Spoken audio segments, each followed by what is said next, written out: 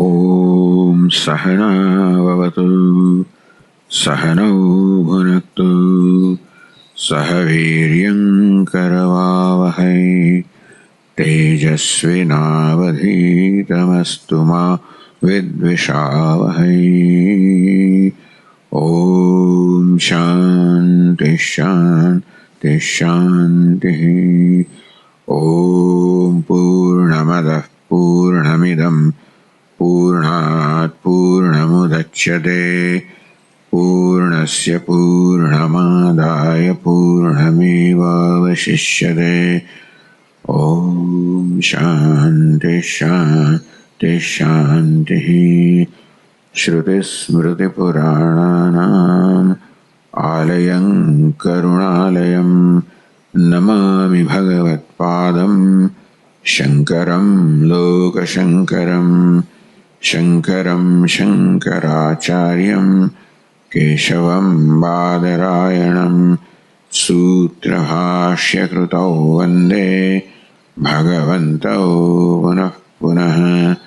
ईश्वरो गुरुरात्मेति मूर्तिभेदविभागिने व्योमवद्व्याप्तदेहाय दक्षिणामूर्तये नमः। कटाक्षकिरणाचान्त नमन्मोहाब्धये नमः। अनन्तानन्दकृष्णाय जगन्मङ्गलमूर्तये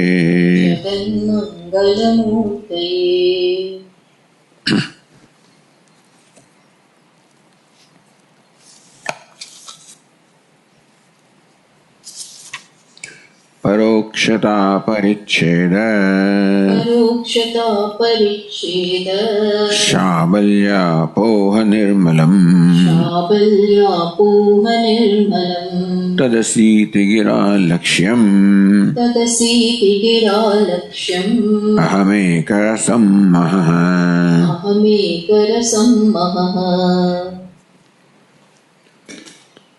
तो आ શ્લોકમાં છેલ્લે ગ્રંથકાર તત્વમસી આ મહાવાક્યનો અર્થ સમજાવે છે કે તત્વમસી ઇતિ ગિરા આ શબ્દ વડે વાક્ય વડે તદસી તત્વમસી એ વાક્ય વડે લક્ષ્યમ આ વાક્ય શું કરે છે? લક્ષ્યમ આ વાક્ય કંઈક લક્ષ્ય કરે છે. વાક્યનો વાચ્યાર્થ પણ હોય પણ લક્ષ્યાર્થ લક્ષ્ય દ્વારા જે કહેવા માંગે છે એવું એક રસમ મહ અહમ. એક રસ મહ ચૈતન્ય સ્વરૂપ હું છું જે આ મહાવાક્ય લક્ષણ દ્વારા આપણને પહોંચાડે છે. તો શું કરે છે મહાવાક્ય? પરોક્ષતા પરિચ્છેદ સાવલ્યા પોહ નિર્મલમ. આ તત્પદ છે ત્યાં પરોક્ષતા છે, ત્વમ પદ છે ત્યાં પરિચ્છેદ છે. એ કેમ જન્મ્યો છે? સાબલ્યને કારણે. તો પરોક્ષતા અને પરિચ્છેદ વાસ્તવિકતા હોત તો કોઈ મહાવાક્ય કશું એને બદલી ના શકત. વાક્ય અર્થમાં કોઈ ફેરફાર નથી કરતું, વાક્ય પદનો અર્થ પહોંચાડે છે અને જે છે એને પ્રગટ કરે છે. અને કારણ કે આપણે તત્ને પરોક્ષ માનીએ છીએ અને ત્વમ કે અહમને આપણે પરિચ્છિન્ન માનીએ છીએ અને તેથી આ માન્યતાઓ દૂર કરવા માટે કહેવામાં આવ્યું તત્વમસી. ત્વમ તદસી. તત્વ અપરિચ્છિન્ન છે, ત્વમ અપરિચ્છિન્ન અસી. તત્વમસી એ તત્પરોક્ષ છે, અપરોક્ષ છે. આ પરિચ્છિન્નતા અને પરોક્ષતા બંને ખ્યાલનો એક સાથે જ આ વાક્ય છે એને દૂર કરે છે, બાદ કરે છે. તો આ ખ્યાલ કેમ? જેને સાબલ્યથી જન્મ્યા છે. ઉપાધિમાં અહમ ભાવને કારણે સાબલ્યને જન્મેલા છે. માયારૂપી ઉપાધિમાં તાદાત્મ્યને કારણે પેલો પરોક્ષનો ખ્યાલ જન્મ્યો છે. અવિદ્યારૂપી ઉપાધિ કહો કે કાર્યકરણ સંઘાતકમાં અહંકારને કારણે આ પરિચ્છિન્નતાનો ખ્યાલ જન્મ્યો છે. એને એટલે એ સાબલ્ય દૂર કરવાથી, તાદાત્મ્ય દૂર કરવાથી એમાંથી જન્મેલા આ બંને ખ્યાલ પણ દૂર થઈ જાય. નિર્મલમ પછી નિર્મળ રહે. આ પરોક્ષતા પરિચ્છેદતા રૂપી પરિચ્છિન્નતા રૂપી મળ છે, અશુદ્ધિ છે, જે બધા જ દુઃખનું કારણ છે, એનો અપોહ એને જ્યારે દૂર કરવામાં આવે, ત્યાગ કરવામાં આવે, બહાર કરવામાં આવે, એમ કરવાથી જેટલું નિર્મળ તત્વ છે એવું નિર્મળ એક રસમ મહા અહમસ્મી.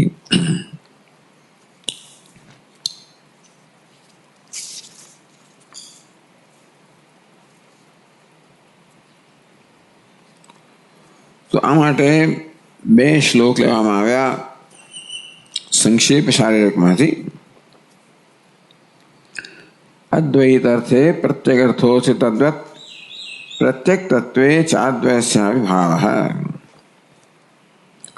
અદ્વૈત અર્થે અદ્વિતીય અર્થે તદર્થે.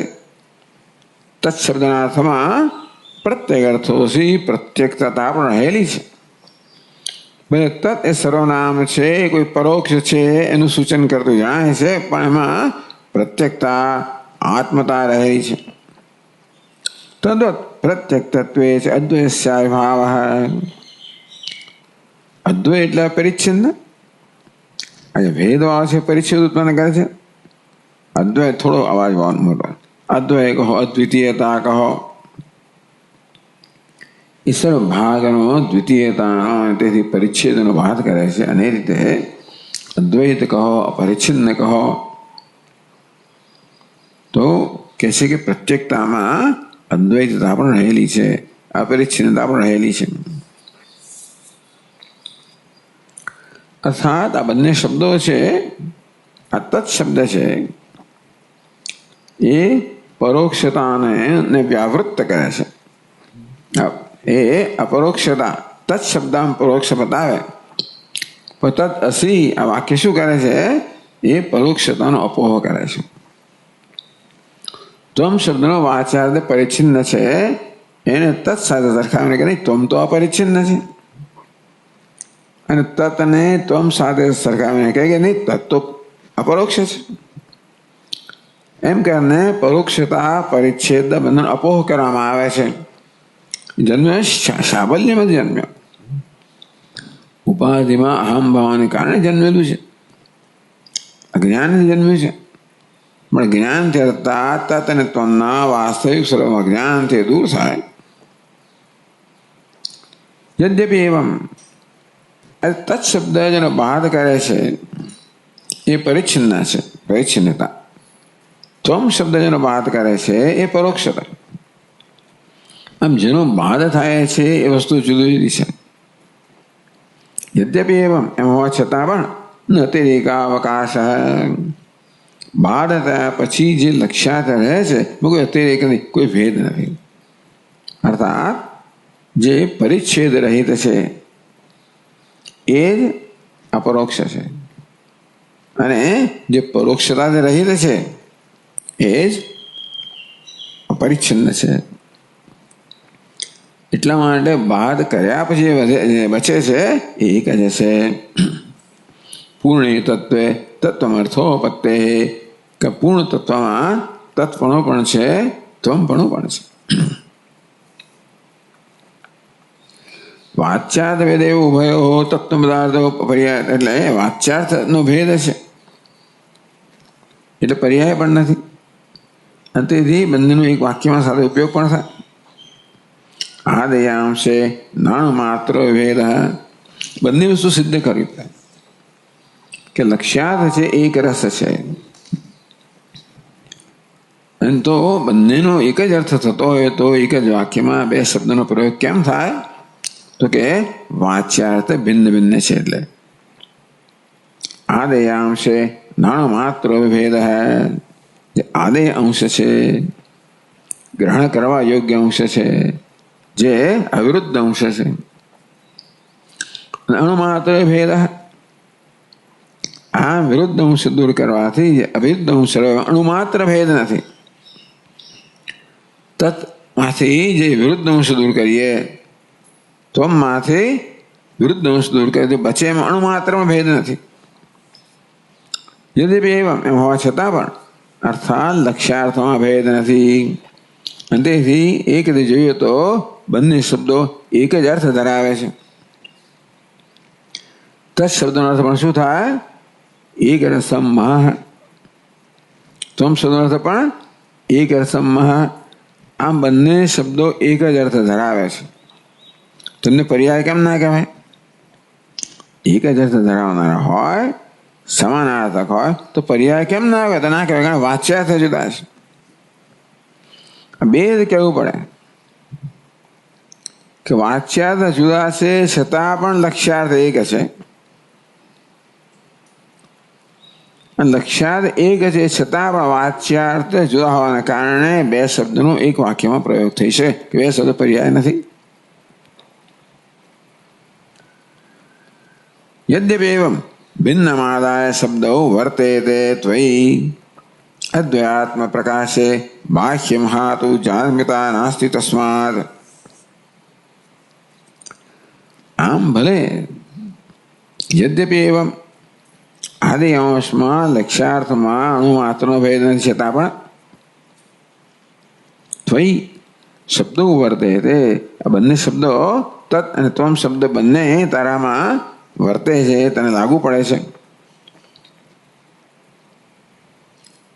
કેમ? ભિન્નમ બાહ્યમ હેતુમ આદાય.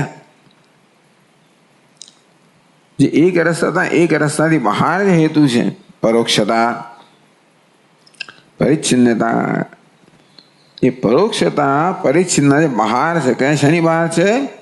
એક રસતાની બહાર છે, અદ્વિતીયતાની બહાર છે, ઐક્યની બહાર છે. એવા લક્ષ્યાર્થની બહાર જે હેતુ છે, વાચ્યાર્થ છે, એના ભેદને લઈને આ બંને શબ્દો તારામાં પ્રવર્તમાન છે. તેથી એ પર્યાય પણ નથી. જામિતા નાસ્તિ તસ્માદ માટે બે શબ્દોમાં પુનરુક્તિ નથી. તો આ પ્રકારે લક્ષ્યાર્થ સમજાવ્યું, વાચ્યાર્થ સમજાવ્યું. હવે ટીકાકાર આગળ છે વાક્યાર્થ છે. લક્ષ્યાર્થ એક છે, વાચ્યાર્થ ભિન્ન ભિન્ન છે, પણ બે શબ્દો પર્યાય પણ નથી. લક્ષ્યાર્થ એક હોવાથી ઐક્ય પણ છે.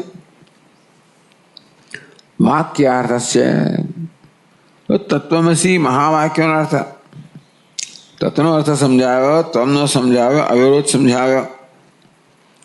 સકલ વેદાર્થાભિજ્ઞેન બ્રહ્મણ, સકળ વેદના અભિજ્ઞ, સકળ વેદનું અર્થ જાણનાર, તાત્પર્ય જાણનાર. માત્ર શબ્દાર્થ નહીં પરંતુ તાત્પર્ય જાણનાર. એટલે બ્રહ્માજી તો બધા એમને સામાન્ય જ્ઞાન પણ છે અને વિશેષ જ્ઞાન પણ છે. વિશેષ પ્રત્યેક શબ્દનું જ્ઞાન છે. અને બધો શબ્દ સમૂહ જે તાત્પર્ય પહોંચવા માંગે એનું પણ જ્ઞાન છે. સકલ વેદાર્થ અભિજ્ઞેન બ્રહ્મણા, બ્રહ્માજી વડે બ્રહ્મગીતાયામ સુટદર્શિત વાક્યાર્થ છે. બ્રહ્મગીતામાં સમગ્ર વેદના અર્થને જાણનાર બ્રહ્માજીએ વાક્યાર્થ એટલે કે મહાવાક્યના અર્થને પણ સુટદર્શિત બહુ સ્પષ્ટતયા દર્શાવ્યો છે. તો એના માટે આપણે આ બધાને હેન્ડઆઉટ આપ્યું છે.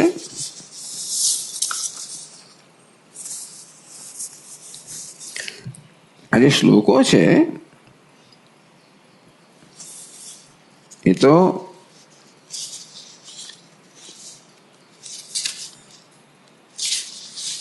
781 પાન પર છે. 78, 79, 80, 81, 81.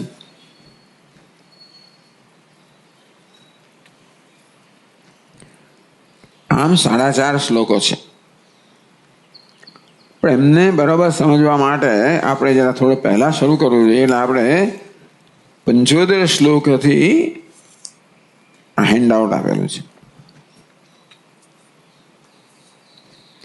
તો 75માં શ્લોકમાં કહે છે યદિદમ સાક્ષિણા વેદ્યમ તત્સર્વમ બ્રહ્મ કેવલમ. યદિદમ સાક્ષિણા વેદ્યમ, સાક્ષી વડે આ જે કે વેદ્ય છે, જણાય છે, જાણવામાં આવે છે. સાક્ષી વડે જે કે આ વેદ્ય છે, જ્ઞાનનો વિષય છે. તત્સર્વમ બ્રહ્મ કેવલ, એ સર્વ કેવું છે? કેવલ એક અદ્વિતીય બ્રહ્મ જ છે. સર્વમ ખલુદમ બ્રહ્મ. તત્સત્યમ પૂર્ણ ચૈતન્યમ તત્વમર્થો ન સંશય. એ સત્ય છે, એ જ પૂર્ણ ચૈતન્ય છે. એ તત અને ત્વમનો અર્થ છે, એમાં કોઈ સંશય નથી. તત્વમસી મહાવાક્યમાં તત્ શબ્દ છે, ત્વમ શબ્દ છે. પછી શું કહે છે? જે તત છે એ ત્વમ છે, ત્વમ છે એ જ તત છે. અર્થાત એ વાક્ય છે કે બંને શબ્દોનો અર્થ એક જ છે, એવું કહે છે. તો તત કોને કહેવાય? યદિદમ સાક્ષિણા વેદ્યમ તત્સર્વમ બ્રહ્મ કેવલમ. સાક્ષી વડે જે જ્ઞાનનો વિષય છે, સર્વ કેવલ બ્રહ્મ જ છે. એ સત્ય છે, એ પૂર્ણ ચૈતન્ય છે. તત્વમસી તે જ તું છે. તત્ સત્યમ, સા આત્મા તત્વમસી. તત્ સત્યમ, મહાવાક્ય શું કહે છે? તત્ સત્યમ, તે સત્ય છે. તત એટલે શું? યદિદમ સાક્ષિણા વેદ્યમ તત્સર્વમ. સાક્ષી વડે જે કે સર્વ જ્ઞાન થાય છે, સર્વ કેવું છે? બ્રહ્મ કેવલમ. તત્ એ સત્ય છે અને તે જ તું છે. તો એ ટીકા કહે છે એકેમેવા દ્વિતીયમેતિ અદ્વિતીયમ બ્રહ્મ પ્રતિજ્ઞાય. પ્રતિજ્ઞા કરવામાં આવી, પ્રસ્તાવ મૂકવામાં આવ્યો. સદૈવ સૌમ્ય ઇદમગ્રાસીત એકમેવા દ્વિતીયમ.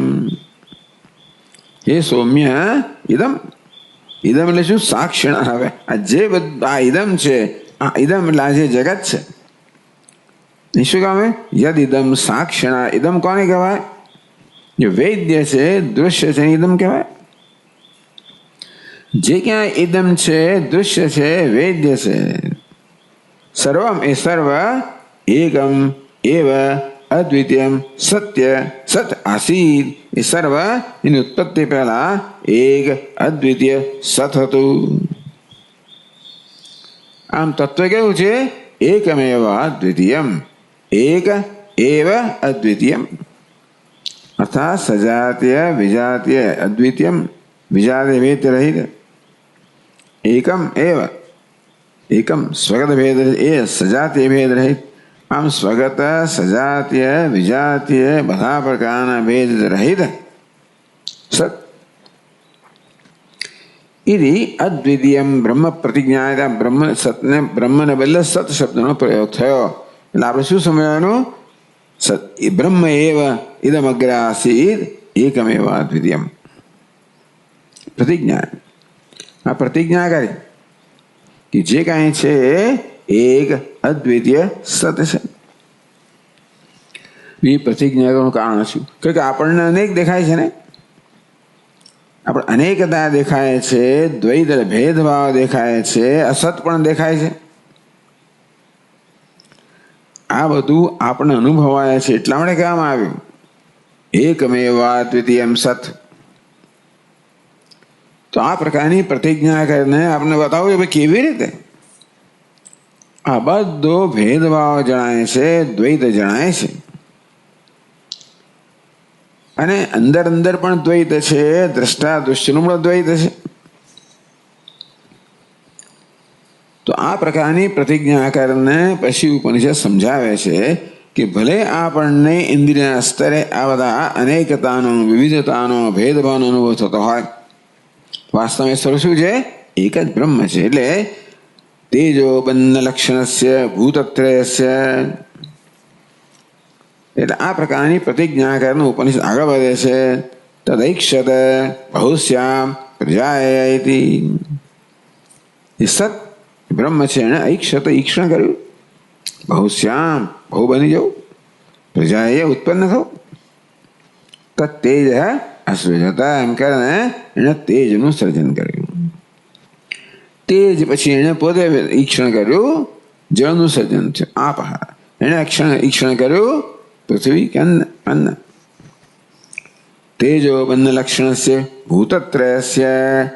આમ કરીને આ ઉપનિષદમાં 3 મહાભૂત દેખાડવામાં આવ્યા: અગ્નિ, જળ ને પૃથ્વી. કે તેજ આપ અન્નમ.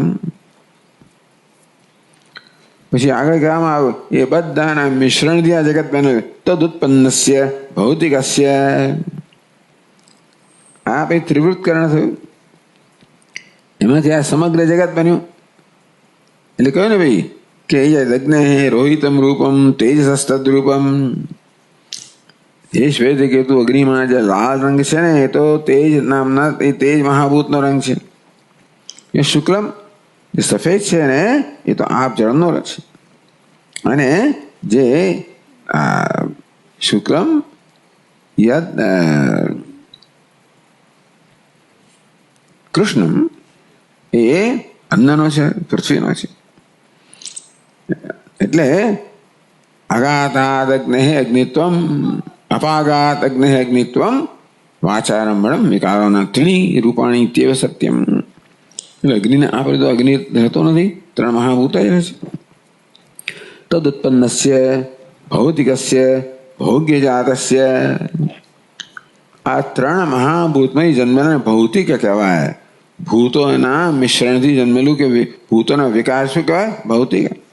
ભોગ્ય જાત જે આપણા અનુભવનો વિષય છે એનું વર્ણન કરવામાં આવ્યું. ભોગાયતનાનામ શરીરાણામ. પછી ત્રિવૃત્કરણ બતાવ્યું કે આ શરીર પણ કેવી રીતે એ જ 3નું બનેલું છે.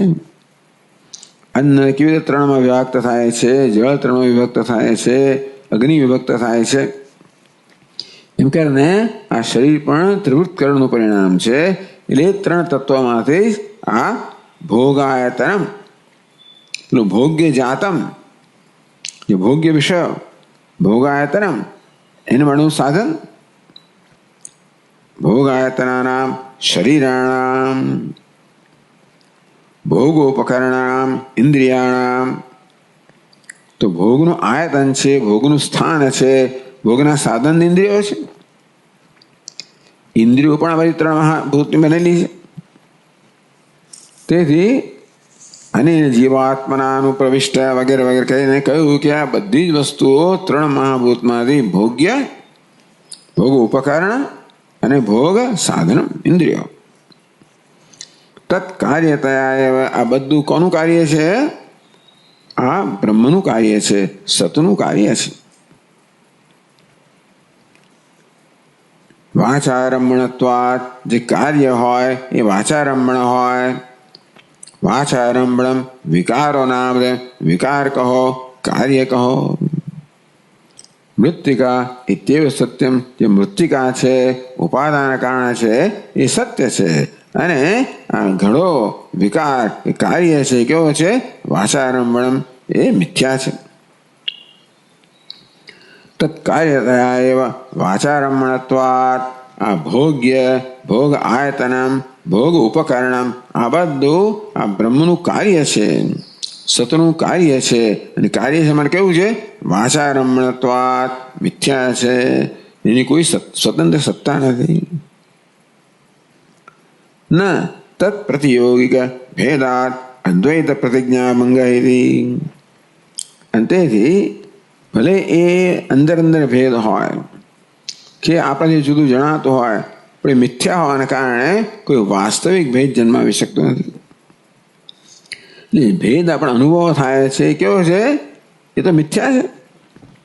તે તત્પ્રતિયોગિક ભેદાત ન તત્પ્રતિયોગી ભેદાત અદ્વૈત પ્રતિજ્ઞા ભંગ.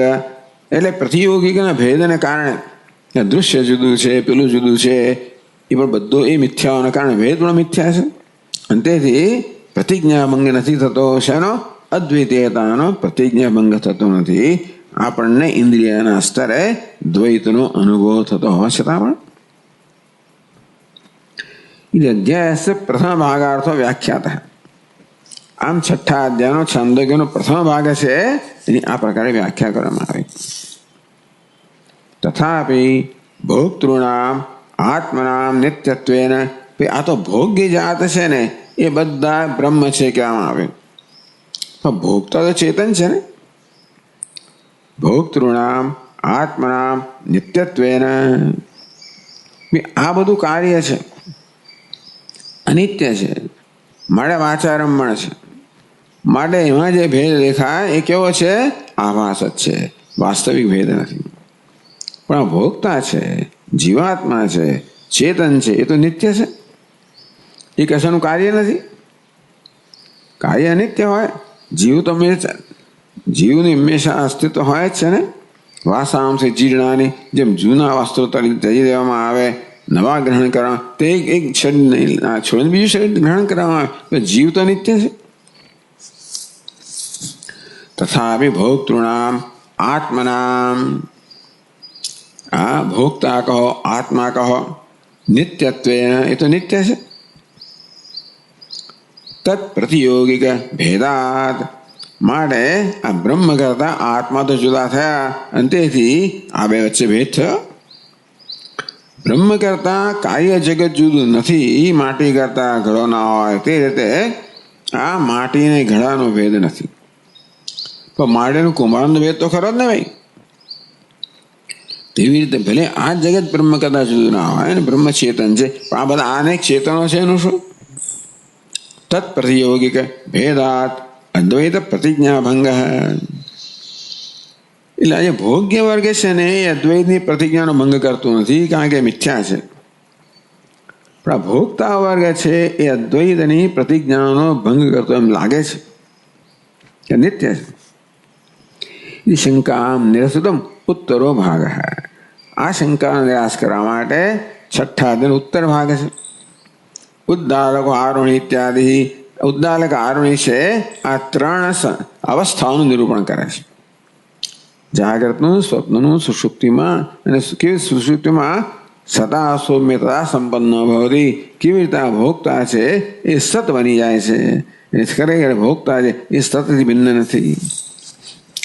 એ પ્રકારે ભોગતા અને સતનું ઐક્યને બતાવે છે. તત્ર યદ્યપિ ભોગ્યવત ભોગતા ન કલ્પિત કિંતુ પરમાર્થ એવ. આ ભોગ્ય છે ને, દૃશ્ય છે, અચેતન છે, એ તો બધું શું છે? સર્જન, કલ્પના છે. સર્જન એટલે કલ્પના. તો એટલે ભોગતા કલ્પના નથી.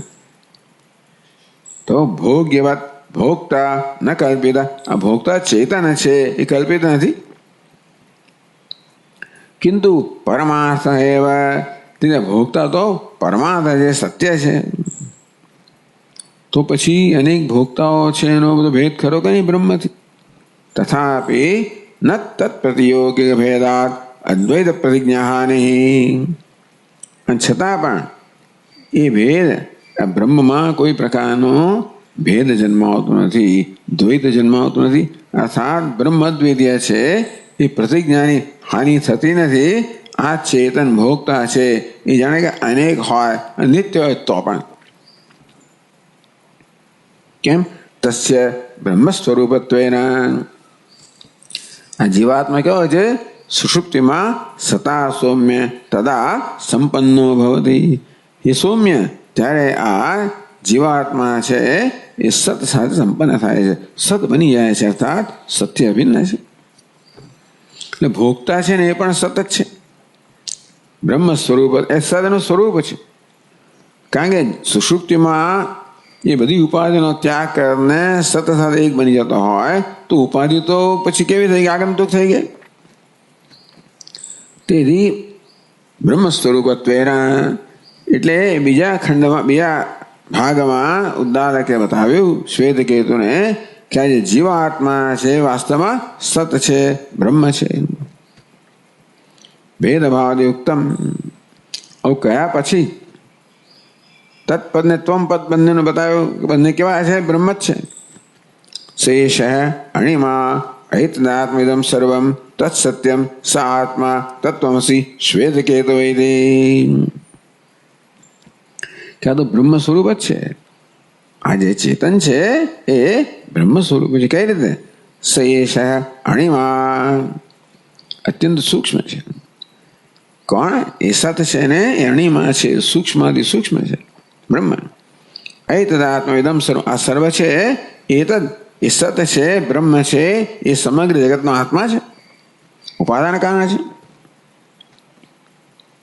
તો સત્યમ, એ સત જે ઉપાદાન કારણ છે, જગતનો આત્મા છે, એ સત્ય છે, અબાધિત છે. આત્મા એ જ આત્મા છે, અંતરતમ છે, તત્વમસી, અને એ જ તું છે, એ શ્વેતે કહેતું.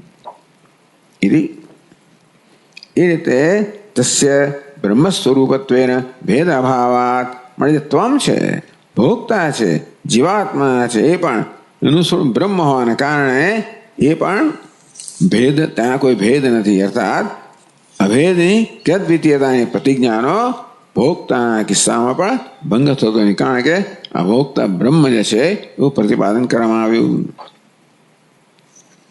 એ વાક્ય સમજાવે છે. યદેતત અવાંગ મનસ ગોચરત્વાત અતિ સૂક્ષ્મમ, એતત અવાંગ મનસ ગોચરત્વાત, વાણી મનને ગોચર ન હોવાને કારણે કેવું છે? અતિ સૂક્ષ્મમ, આ બધું અતિ સૂક્ષ્મ છે. કેમ? અવાંગ મનસ ગોચરત્વાત, વાણી અને મનને ગોચર ન હોવાને કારણે અત્યંત સૂક્ષ્મ છે.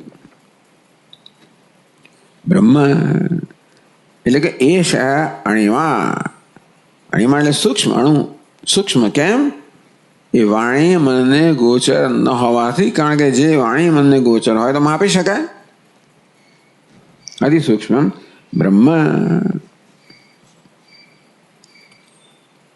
એતદ આત્મ ઇદમ સર્વમ એતદ આત્મમ, એતદ બ્રહ્મ છે ને ઇદમ સર્વનો આત્મા છે. એ કહે છે દૃશ્યમ સર્વમ એતનૈવ આત્મવત. ઇદમ સર્વમ ઉપનિષદમાં ઇદમ સર્વ શું છે? દૃશ્યમ સર્વમ. ઇદમ એ દૃશ્યમ, ઇદમ સર્વમ દૃશ્યમ સર્વમ. એતદ આત્મ ઇદમ એતનૈવ આત્મવત. આ સર્વ દૃશ્ય જગત છે એ આ સતથી બ્રહ્મથી આત્મત છે. આત્મા ધરાવનારું છે, અર્થાત આ બ્રહ્મ છે એ આ સર્વનો આત્મા છે. બ્રહ્મ ન હોય તો નિરાત્મા બની જાય. કેવી રીતે? બ્રહ્માસુરનો આત્મા કઈ રીતે? રજતમિવ શુક્તિ શકલેન, જેવી રીતે શુક્તિ શકલેન રજતમ ઇવ. રજત છે એ કેવું છે? શુક્તિ, શકલ એ ટુકડો. તો શુક્તિ જે છે એ જેમ રજતનો આત્મા છે તેવી રીતે બ્રહ્મ કે સત આ બધાનો આત્મા છે. ત્યાં હવે છે ને પેલું જે દૃષ્ટાંત હતું ને માટીના ઘડાનું, એમાંથી જયારે બદલીને શુક્તિકા રજત થઈ ગયો. આમ તો માટીના ઘડાની અંદર પણ ઘડો છે, માટી પર અધ્યારોપિત જ છે, છતાંય પણ અધિષ્ઠાન અધ્યારોપનો સંબંધ બતાવ્યો. આ દૃશ્ય છે કેવું છે? અધ્યારોપ છે, અને સત કેવું છે? અધિષ્ઠાન છે. તદેવ છે બ્રહ્મ તત્સત્યમ. આત્મા તદેવ છે બ્રહ્મ સકલ કલ્પના અધિષ્ઠાનત્વાત સત્યમ. તત્સત્યમ. તદ એટલે કોણ? બ્રહ્મ. તદ એટલે તદેવ બ્રહ્મ, એ જ બ્રહ્મ જે આ સર્વનો આત્મા છે, જેને કારણે આ સર્વ આત્મા વાળું બન્યું, જેના પર આ સર્વનો અધ્યારોપ થયો છે, જે સર્વનું અધિષ્ઠાન છે, એ જ બ્રહ્મ. એ કેવું છે? સત્ય છે. કેમ સત્ય છે? સકલ કલ્પના અધિષ્ઠાનત્વાત સત્યમ. આ બધી કલ્પનાનું અધિષ્ઠાન છે. કલ્પના છે બાધ યોગ્ય છે, અધિષ્ઠાન કેવું છે? અબાધિતમ છે, માટે કેવું છે? સત્યમ. સર્વસ્ય કલ્પિતસ્ય સત્તા સ્વધિપ્રત્વાદ આત્મા છે તત્સત્યમ. સ આત્મા એ બ્રહ્મ છે ને એ સત્ય છે, અધિષ્ઠાન છે, એ આત્મા પણ છે. અધિષ્ઠાન કોને કહેવાય? જે અધ્યારોપની કલ્પનાને સત્તા સ્ફૂર્તિ પ્રદાન કરતું હોય. રજ્જુ છે ને એ સર્પને હવાપણું ભાસવાપણું પ્રદાન કરે ને. અને તેથી સર્વસ્ય કલ્પિતસ્ય સત્તા સુધી પ્રતત્વાદ આત્મા છે. તો બધાનું અધિષ્ઠાન અબાધિત હોવાને કારણે સત્ય છે. બધાને સત્તા સ્ફૂર્તિ પ્રદાન કરતો હોવાને કારણે બધાનો આત્મા, એનો આત્મા જે માટી ઘડાનો આત્મા છે, માટી ઘડાને હવાપણું ભાસવાપણું પ્રદાન કરે છે. એ હવાપણું ભાસવાપણું પ્રદાન એના માટે આત્મા શબ્દ વાપર્યો. તો સત્યમ અધિષ્ઠાન છે. આત્મા એ આત્મા છે, એ સત્તા સ્ફૂર્તિ પ્રદાન કરનાર છે. આખું વાક્ય સમજાયું.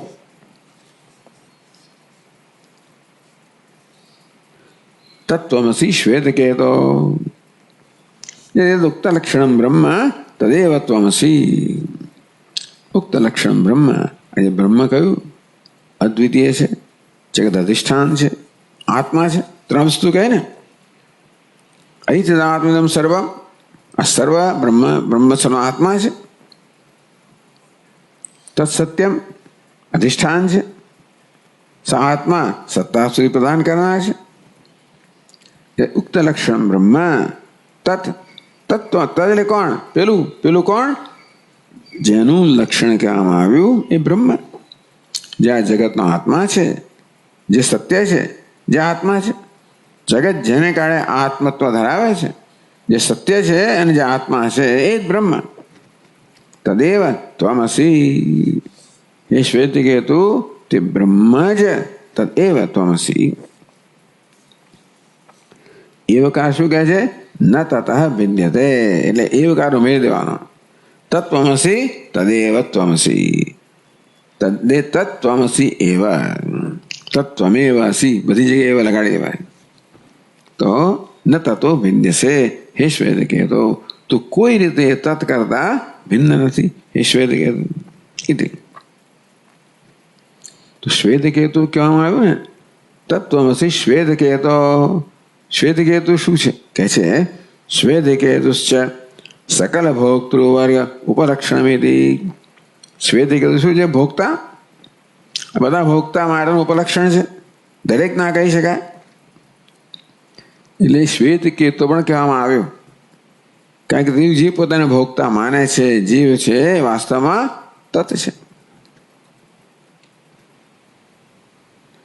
તો આ આખું જે સમજાવે ને આ શ્રુતિ, એના 75માં શ્લોકમાં તામ ઇમામ શ્રુતિ વ્યાકરોતી. આ શ્રુતિ આખી અણિમા અહિતાત્મ સર્વ વગેરે વગેરે છે, વ્યાખ્યા કરે છે આ શ્લોકમાં. કયો? 75માં. યદિદમ સાક્ષિણા વૈદ્યમ તત્સર્વમ બ્રહ્મ કેવલમ તત્સત્યમ પૂર્ણ ચૈતન્યમ તત્વમર્થો ન સંશય. યદિદમ સાક્ષિણા વૈદ્યમ. કયું? તો કે આત્મ ઇદમ સર્વમ. કેવું છે? સાક્ષિણા વૈદ્યમ, સાક્ષીડો વૈદ્ય છે. તત્સર્વમ બ્રહ્મ કેવલમ, એ સર્વ કેવલ અદ્વિતીય બ્રહ્મ જે છે. તત્સત્યમ, એ સત્ય છે, એટલે એ જ પૂર્ણ ચૈતન્ય છે. તત્વમ અર્થ, એ પૂર્ણ ચૈતન્ય છે. એ તત્ અને ત્વમ બંનેનો અર્થ છે, એમાં કોઈ સંશય નથી. તો બ્રહ્મ કેવલમ, બ્રહ્મણી આરોપિતત્વાદ વ્યતિરેકેણ અભાવાદ. આ જગત છે ને, પહેલી પંક્તિમાં શું કહ્યું? યદિદમ સાક્ષિણા વૈદ્યમ તત્સર્વમ. સાક્ષી વડે જે વેદ્ય છે, જ્ઞાનનો વિષય છે, દૃશ્ય છે, ઇદમ છે, ઇદમ સર્વમ. કેવું છે? તત્સર્વમ બ્રહ્મ.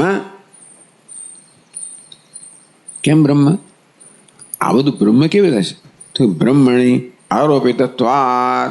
આ સમગ્ર નામ રૂપાત્મક જગત બ્રહ્મ પર, એ માટે આ બધી આ કથા કહેવામાં આવે. આ સદ ઈક્ષણ કર્યું અને બહુ બની જવું, પોતે બની ગયું, તે જ તત્વ બની ગયો.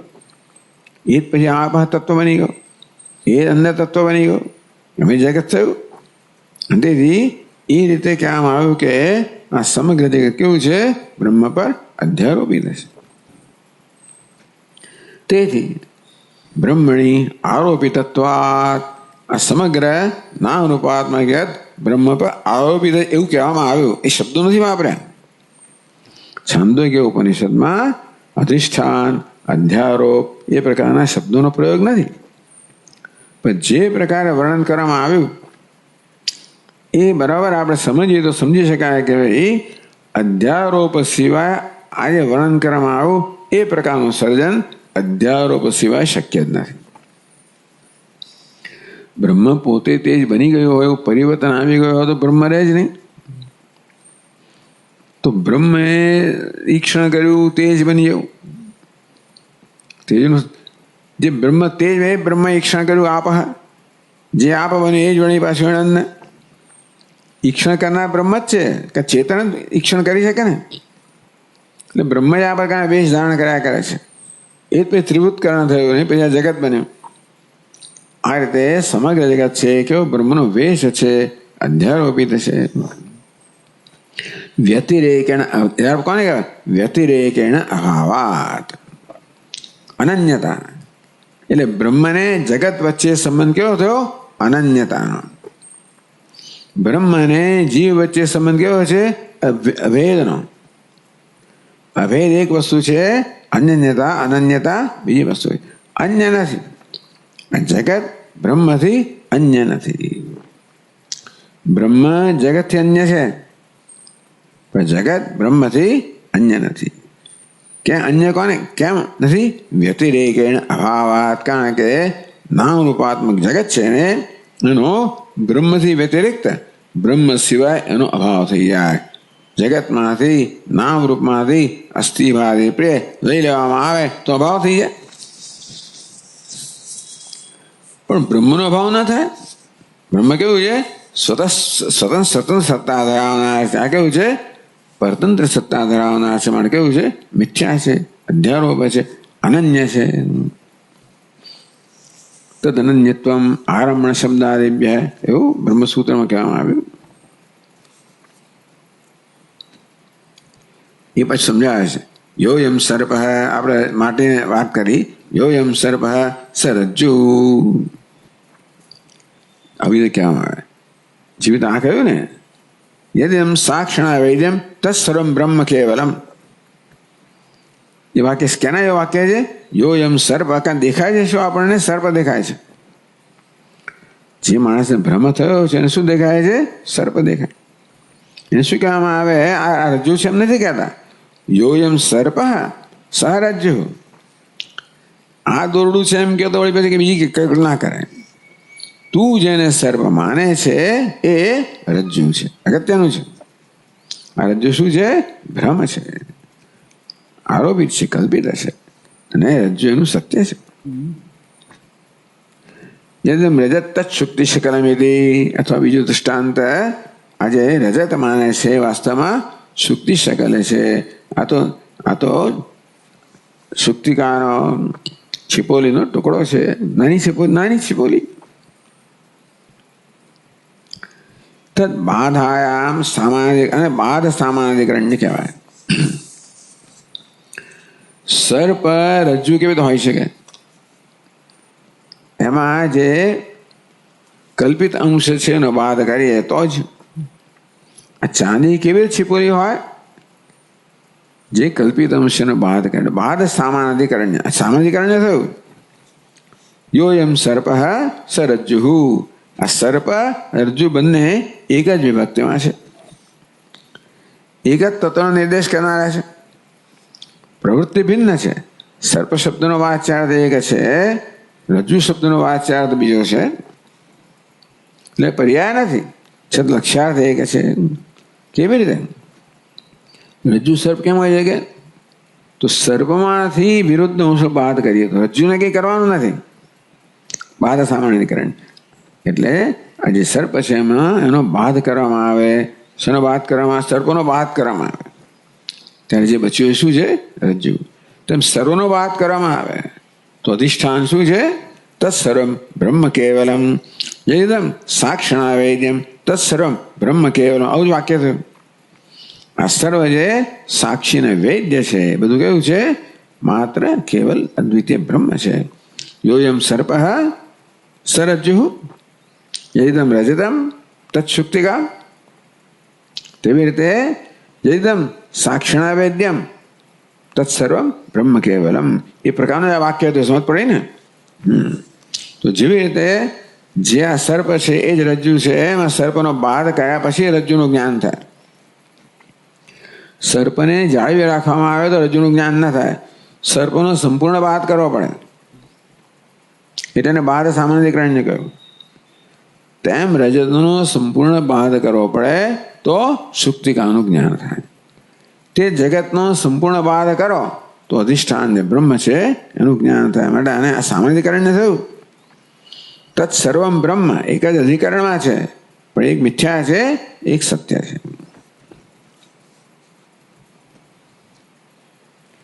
એટલે આ પહેલી પંક્તિ સમજાવી ટીકામાં.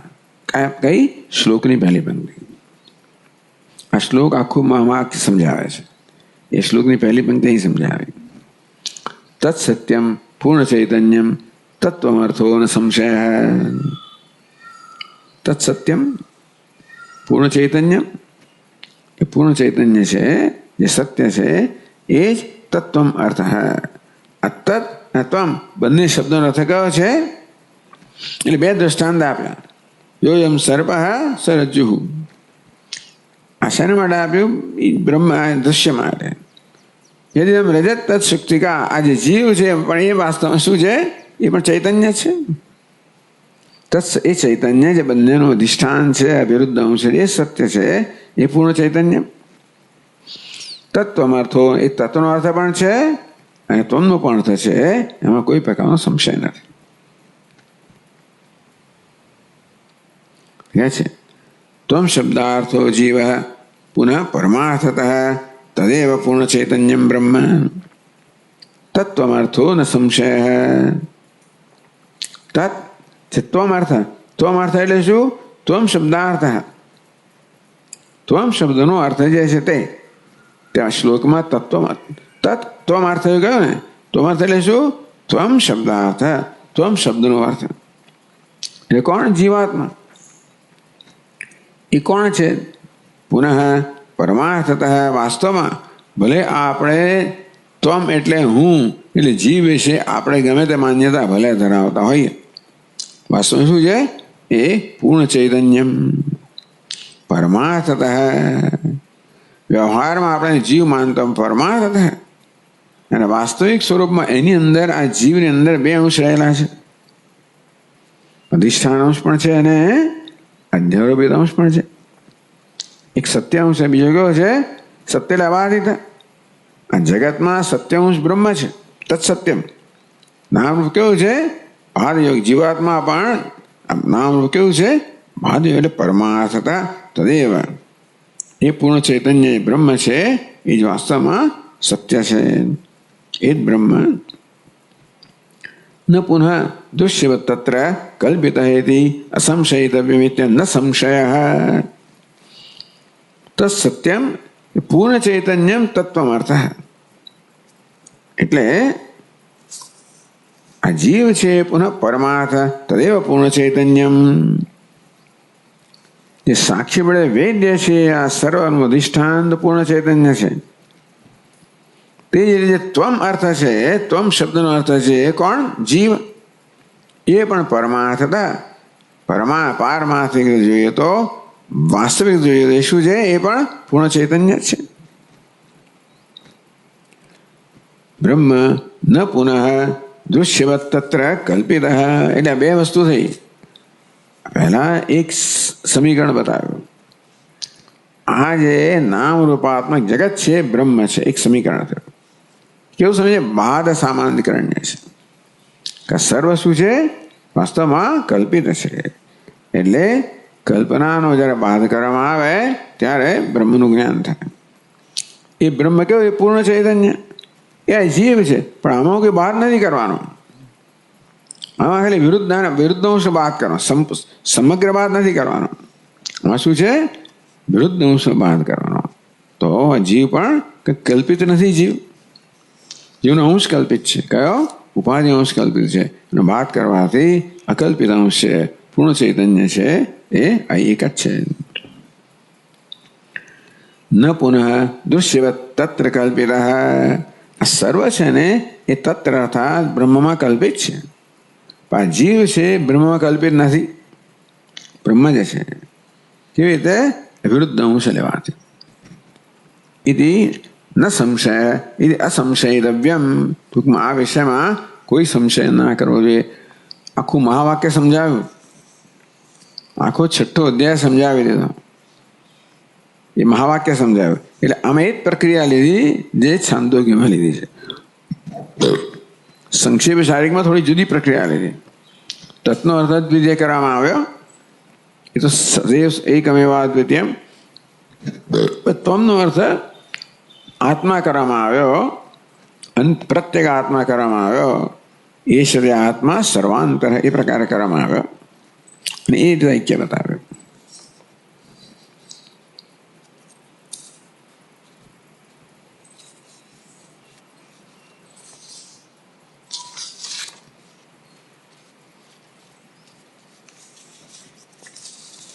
હવે તત્ ત્વમ અસી એવું કહેવામાં આવે ને, તું બ્રહ્મ છે. એટલે આગળ કહે છે 779 પાન પર, નનું ત્વમ શબ્દ પરાગ અર્થવાચક. જ્યારે આ પ્રકારે ઉદ્દાલક ઋષિ કહે ત્વમ તત્વમસી, તું બ્રહ્મ છે, ભાઈ તું તો આમ બતાવે છે ને. ત્વમ શબ્દ પરાગ અર્થવાચક. આ ત્વમ જે શબ્દ છે ને એ પરાગ કહો બહારની વસ્તુના અર્થનો વાચક છે ને. ત્વમ શબ્દ કહેવામાં આવે ત્યારે આપણને ક્યારે અહમનો ખ્યાલ આવે જ નહીં ને. અહમ શબ્દસ્તુ પ્રત્યેક અર્થવાચક. અહમ શબ્દ એટલે કયો છે? પ્રત્યેક અર્થવાચક, આત્મવાચક, અંતરતમ મારું સ્વરૂપ જેનો વાચક છે. यदि परस्पर प्रतिद्वंद्वितया ह्रस्व दीर्घवत तो विरुद्धार्थ તત્વમસી. હવે આવ્યું છે, હવે મહાવાક્યનું જે નિરૂપણ કરે છે શબ્દોનું, કેવી તમે કહો તત્વમસી, અહમ બ્રહ્માસ્મિ એવું થયું ને. તો ત્વમ શબ્દ અહમ શબ્દ, આ બે શબ્દોના અર્થો જુદા છે. જ્યારે ઉદ્દાલક ઋષિ કહે તત્વમસી ત્યારે શ્વેત અહમ બ્રહ્માસ્મિ, એ કેવું થયું? ત્વમ તો બહારની કોઈ વસ્તુ નિર્દેશ કરે છે, અહમ તો અંતરતમ આત્માનો નિર્દેશ કરે છે. એટલે પરસ્પર પ્રતિદ્વંદ્વિતયા, આ પરસ્પર એટલે કહ્યું ને યુષ્મદ અસ્મદ પ્રત્યય ગોચરયો તમસ પ્રકાર વિરુદ્ધ સ્વભાવયો. એક હોય ત્યાં બીજું ને, પ્રતિદ્વંદ્વી એક હોય ત્યાં બીજું ના હોય. ત્વમ છે એમાં અહમ ના હોય, અહમમાં ત્વમ ના હોય. એ ત્વમનો આપણે વિચાર એકદમ અહમ આવે જ નહીં, અહમમાં ત્વમ ના આવે. આ રીતે બંને શું છે? એકબીજાને વ્યાવૃત્ત કરનારા છે. પરસ્પર પ્રતિદ્વંદ્વિતયા હ્રસ્વ દીર્ઘ શબ્દવત્ત વિરુદ્ધાર્થ. હ્રસ્વ અને દીર્ઘ, ટૂંકું અને લાંબુ. તો ટૂંકું હોય તો લાંબુ ના હોય, લાંબુ હોય તો ટૂંકું ના હોય, પરસ્પર વિરુદ્ધ અર્થ ધરાવવાના છે. તો હ્રસ્વ દીર્ઘ, ટૂંકું લાંબુ જેવી રીતે પરસ્પર વિરુદ્ધ અર્થ ધરાવનારા છે, તેવી રીતે ત્વમ અને અહમ પણ પરસ્પર વિરુદ્ધ અર્થ ધરાવનારા છે. તો જ્યારે કહેવામાં આવે તત્વમસી ત્યારે અહમ બ્રહ્માસ્મિ પ્રતિચ બ્રહ્મત્વ ઉક્તમ. બે વાક્યો થયા મહાવાક્ય. તત્વમસી એક વાક્ય થયું, અહમ બ્રહ્માસ્મિ બીજું વાક્ય થયું. અહમ બ્રહ્માસ્મિ પ્રતિચ બ્રહ્મત્વ ઉક્તમ. એમ કે અહમ હું બ્રહ્મ છું ત્યારે પ્રત્યેક આત્મા બ્રહ્મ જેવું કહેવામાં આવે ને. પ્રતિચ છઠ્ઠી વ્યક્તિ, પ્રત્યંચની છઠ્ઠી પ્રતિચ, એ જરા અનિયમિત વસ્તુ છે. પણ એટલે પ્રતિચ બ્રહ્મત્વ ઉક્તમ.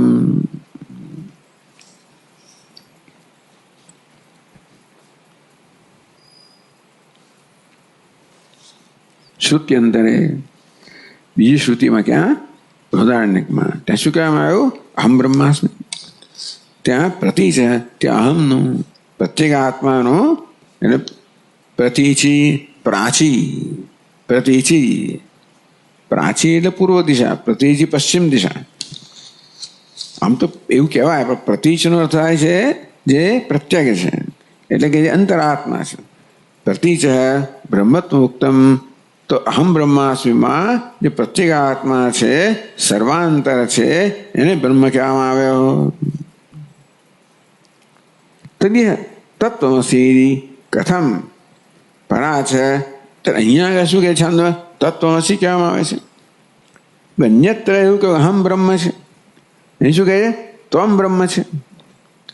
તો અહમ તો પ્રત્યેક આત્મા છે, અંતરતમ છે, સર્વાંતર છે, ત્વમ તો બાહ્ય છે. તેથી અહમ ને ત્વમ શબ્દ કેવા છે? પરસ્પર વિરુદ્ધ અર્થ ધરાવનારા છે. તો ત્યાં આગળ અહમને બ્રહ્મ કહેવામાં આવ્યો, તો પછી ત્વમને બ્રહ્મ કેમ કહેવામાં આવે છે?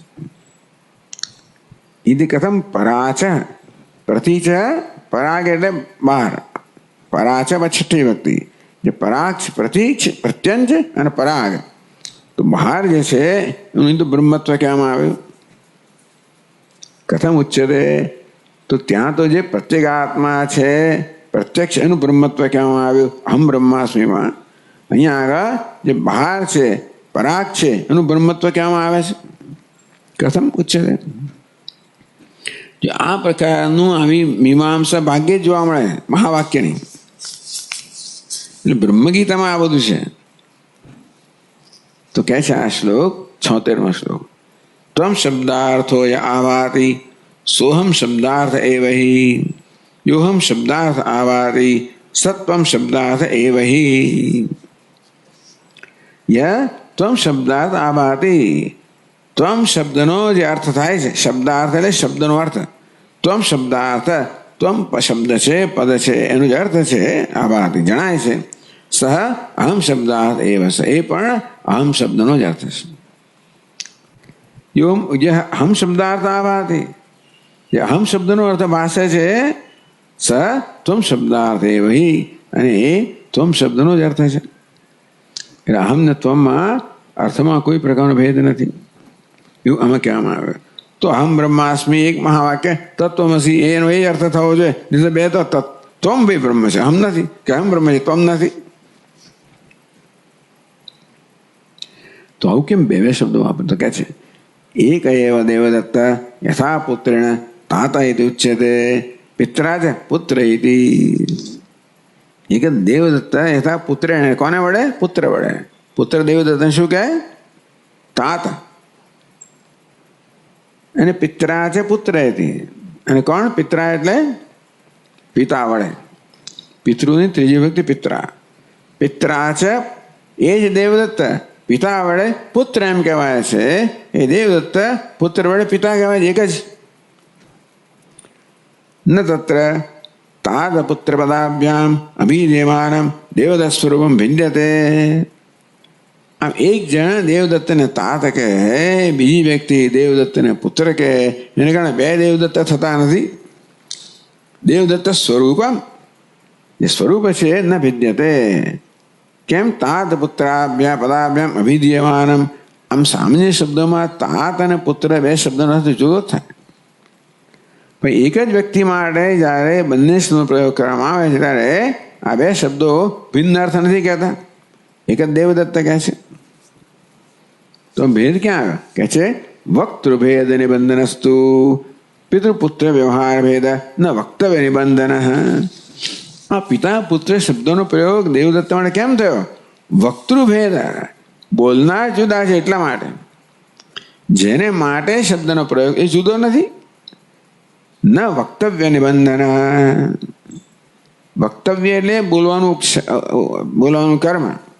વક્તવ્ય આ કિસ્સામાં દેવદત્ત. એક વક્તા કોણ છે? પુત્ર.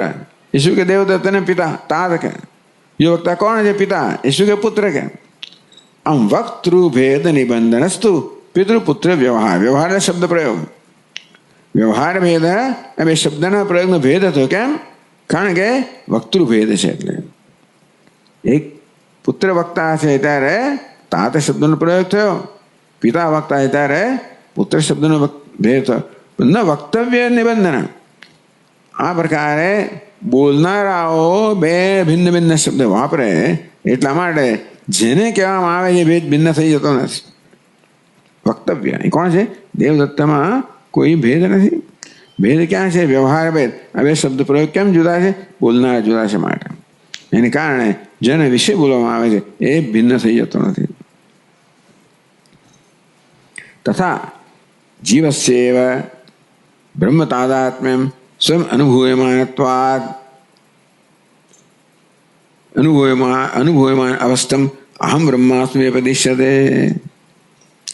તેવી રીતે જીવસ્યેવ બ્રહ્મ તાદાત્મ્યમ સ્વયં અનુભૂયમાન અવસ્થમ અહમ બ્રહ્માસ્મિ વ્યપદિશ્યતે. આ એક તાદાત્મ્ય. અહમ બ્રહ્માસ્મિ શું કહે છે? જીવ અને બ્રહ્મનું તાદાત્મ્ય કહે છે. તો આવું વાક્ય કેમ કહે છે? સ્વયં તાદા બ્રહ્મ જીવસ્ય બ્રહ્મ તાદાત્મ્ય સ્વયં અનુભવ. કોણ કહે છે? જે જીવ અને બ્રહ્મના તાદાત્મ્યનો સ્વયં અનુભવ કરે એ કહે છે અહમ બ્રહ્માસ્મિ. બોલનાર જુદો છે, બોલનાર એક છે. આ ઐક્ય માટે અહમ શબ્દનો પ્રયોગ થયો, ઐક્ય માટે ત્વમ શબ્દનો પ્રયોગ થયો. એ બે ઐક્ય જુદા છે એટલા માટે નહીં, પરંતુ એના વક્તા જુદા છે. એક વક્તા કોણ છે? જેને જીવ સાથે બ્રહ્મના તાદાત્મ્યનો અનુભવ થઈ રહ્યો છે. બ્રહ્મ સ્વયં અનુભવમાં અવસ્થામાં જે જીવના બ્રહ્મના ઐક્યનો સ્વ અનુભવ કરી રહ્યો છે એમાં જે છે અહમ બ્રહ્માસ્મિ વ્યપદિશ્યતે. આ ઐક્યનો એ પ્રકારે અહમ બ્રહ્માસ્મિ અનુભવ કરી રહ્યો છે એના દ્રષ્ટિબિંદુથી અહમ બ્રહ્માસ્મિ એ પ્રકારે ઐક્યનો અહીંયા આગળ બોધ કરવામાં આવે છે કે ઐક્યનો વ્યપદેશ, ઐક્યનો નિર્દેશ કરવામાં આવે છે. અહમ બ્રહ્માસ્મિ પ્રકારે ઐક્યને કહેવામાં આવે છે કઈ દ્રષ્ટિએ? તો કે ઐક્યનો સ્વયં અનુભવ કરી રહ્યો છે એની અવસ્થાથી, એના દ્રષ્ટિબિંદુથી અહમ બ્રહ્માસ્મિ કહેવામાં આવે છે. તદેવ છે જીવ પર ઐક્ય, એ જ ઐક્ય. તદેવ છે જીવ પર, એ જીવન પરનું બ્રહ્મનું ઐક્ય, બીજું નહીં. પરસ્મૈ બોધ્યમાનમ, એ બીજાને બોધ કરવામાં આવે. તત્વમસી વ્યપદિશ્યતે. અંતે બીજા જ્યારે કે ઉપદેશ કરે ત્યારે તત્વમસી એમ કહેવામાં આવે છે. ઐક્ય જુદું નથી.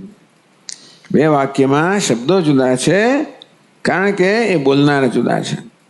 અહમ બ્રહ્માસ્મિ કોણ બોલે છે? ઐક્યનો અનુભવ કરનાર. તત્વમસી કોણ બોલે છે? ઐક્યનો ઉપદેશ કરનાર. અને માટે ત્વમ અને અહમ આ બે શબ્દોનો પ્રયોગ છે. એને કારણે જીવન બ્રહ્મના ઐક્યમાં કોઈ ભેદ નથી. અતઃ વાક્યદ્વયસ્ય સમાનાર્થત્વાत् અવિરોધ.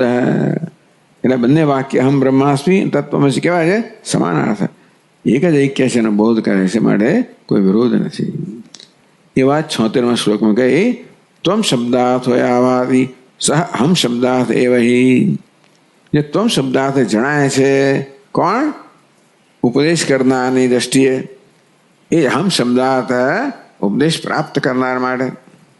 જો હમ શબ્દાર્થ આવાદી તો અનુભવ કરનાર કે હમ જ્યારે કહે છે એને ત્વમથી કહેવામાં આવે છે જ્યારે વક્તા ઉપદેશ કરે ત્યારે.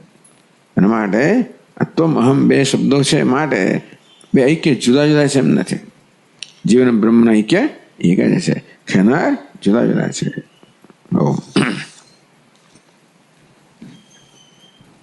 ઓમ પૂર્ણમદ પૂર્ણમિદમ પૂર્ણાત પૂર્ણમુદચ્યતે પૂર્ણસ્ય પૂર્ણમાદાય પૂર્ણમેવાવશિષ્યતે. ઓમ શાંતિ શાંતિ શાંતિ.